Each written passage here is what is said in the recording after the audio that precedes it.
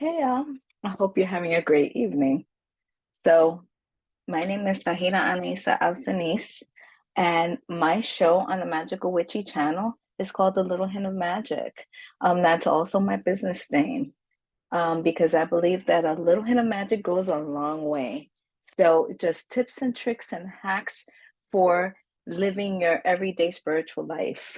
Um, so, I want to talk about divination because divination is like something that people feel that they have to go to, like, set up a reading with an elder of a particular tradition, or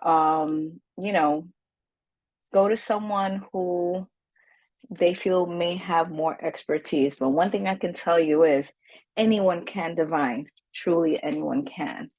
So some of us have been divining since childhood. It's called the coin toss, rock, paper, scissors, and many other methods to determine who's going to go first or who wins at a particular sport, game, activity, etc.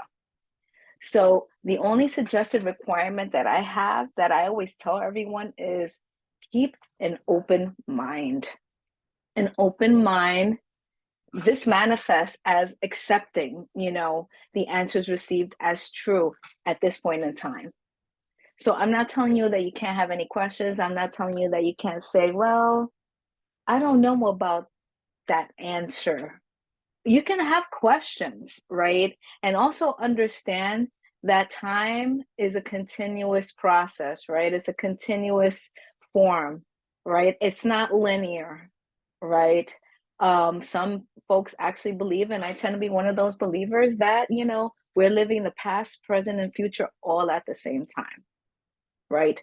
So what we determine or what we divine as an answer at this point in time about a particular situation, that answer may change, because guess what? We all have free will. Free will is a great thing. And when there's free will, people can change their minds. So the timeline will change because someone will make a different decision, whether it be you or someone else who's affecting your process. So again, this answer is only good for this particular point in time. Time is always changing. The future is never foretold, right? If it is foretold, it's never written in stone. That's a better way of saying it. So I can tell you what your future is, but it can change because, again, we have free will. We're the captains of our destiny. So you can divine at any time. You yourself, regular Joe Schmo, Sahira Nesa Alfanis. Even though I'm a reverend and a high priestess, I've been divining since, gosh, I don't remember when I didn't divine, right? And I'll explain to you some simple techniques that you can use. Um, you know, I would say that the best time to divine is especially when you're grappling with a decision, right? Sometimes we need a spiritual source to provide clarity, right? To alleviate the weight or the fear of making an incorrect decision, right? So we need to do our research, right? And we need input. And that's really what divining is. It's more like a spiritual input system, right? Where you can have dialogue with your spirits and go over things so that you feel like you have a path, a clearer path, or a clearer trajectory, so to speak. One thing that I will tell you is that what you cannot, place on divination, don't blame divination for when things go wrong or when you get answers you don't want, right? We are responsible for what happens in our lives. Is that possible? So don't blame your spirits. Don't blame the coins or whatever method you're using of divination for a not so great answer or for something not happening the way we would like to happen in our lives. Again, we're in control. We're driving this bus. But it's always nice to be able to get some answers every now and then when we're grappling with decisions, right? So, some of the simple techniques, I like yes, no techniques. It's just the simplest way of divination, right? Um, so, don't toss out your tarot cards just yet or your playing cards, because I have a method for you. So, using some common things that you find around your house, right? The first technique is called the four penny technique, right? So you have four pennies. It can be any coin, really, right? Anything that has a head and a tail, two different sides. And what you will do is the different sides, you determine what's yes and what's no. So typically heads is yes, tails is no, right? And then you cast the pennies, you throw them like you would dice, right? And I was given a key by my godparents many, many years ago, but you can develop even your own system, your own, answer key. So for example, four heads, to me, that's an absolute yes. That's a hell yeah, right? Three heads, one tail, that's a yes. It's a softer yes, but it is a yes. Two heads, two tails, that's meh, maybe, right?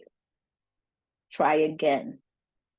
The one head, three tails, that is a I don't think so. That's veering towards a no, but it's not a hard no, right? So you may want to take this opportunity to toss your coins again, right? Or you may just want to say, look, I'm not messing with this. I'm going to leave this alone.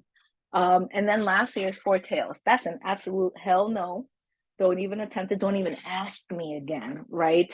One thing that I will also tell you is with all your divination tools, depending on the material, I like to spray my divination tools with like Florida water or smudge it, or you can use floral waters also, like rose water, whatever. I like to do that because I like to clear the energies. So kind of resetting it to zero, right? So like that, you know that whatever answers you're getting are true, right? Um, and we'll move on from there. So the next method for divination that I like to talk about are pendulums, right? Don't we all love a beautiful pendulum, especially crystal pendulums? We have other pendulums that come in different materials, like my copper pendulum here also. But we're going to use this crystal pendulum, and it has a cute little amethyst at the end, right? So this is one of the oldest and easiest divination techniques. Why? You don't even need a pendulum. You could use a necklace with just something in the middle that has weight to it, like a ring, for example, or a heavy pendant. And what you do is, you know, typically yes is like the head nod, north, south, and no is a head shake, east, west, right? So what you do is you ask a question. Am I going to have a great day today? The pendulum is moving. And you see, y'all, it's moving yes. And now it's moving north, south, excuse me, which is a yes. And I'm having a great day. I know that so far because I'm spending time with y'all. So, honestly speaking, just a simple way. And a lot of folks may say, oh, but it's the micro movements of your hand that's causing the pendulum to move in a certain direction. So we're actually causing this, we might want to see a yes.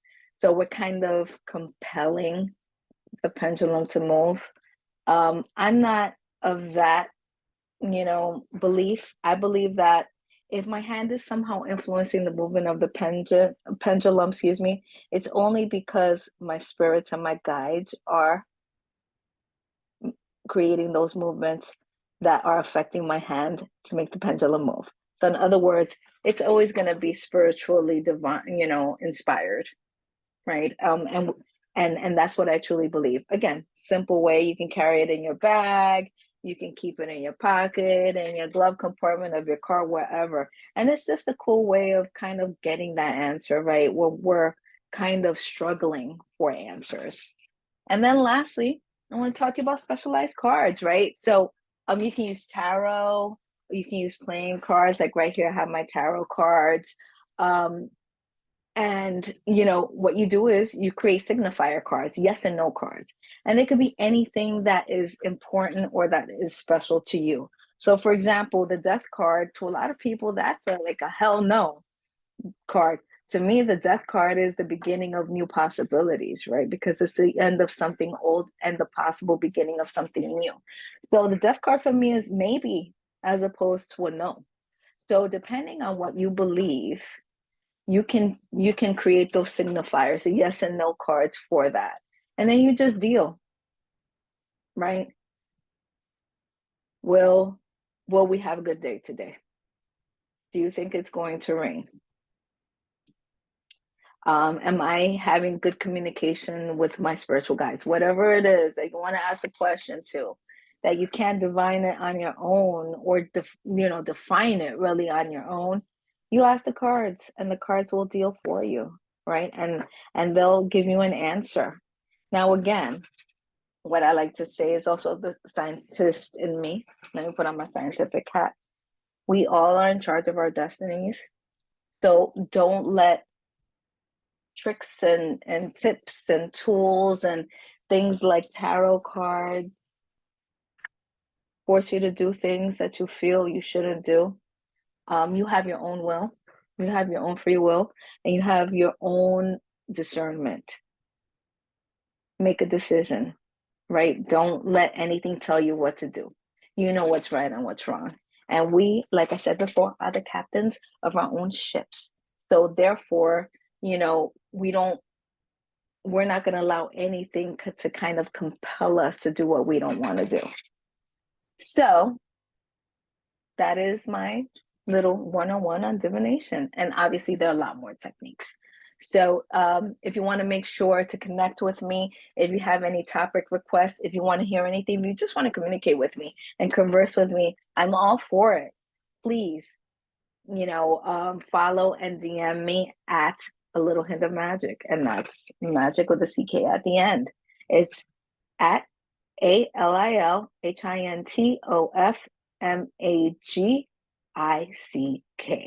I'm looking forward to hearing from all of you, and I hope you all have a wonderful evening and an incredible weekend. Blessed be. Thank you. Bye.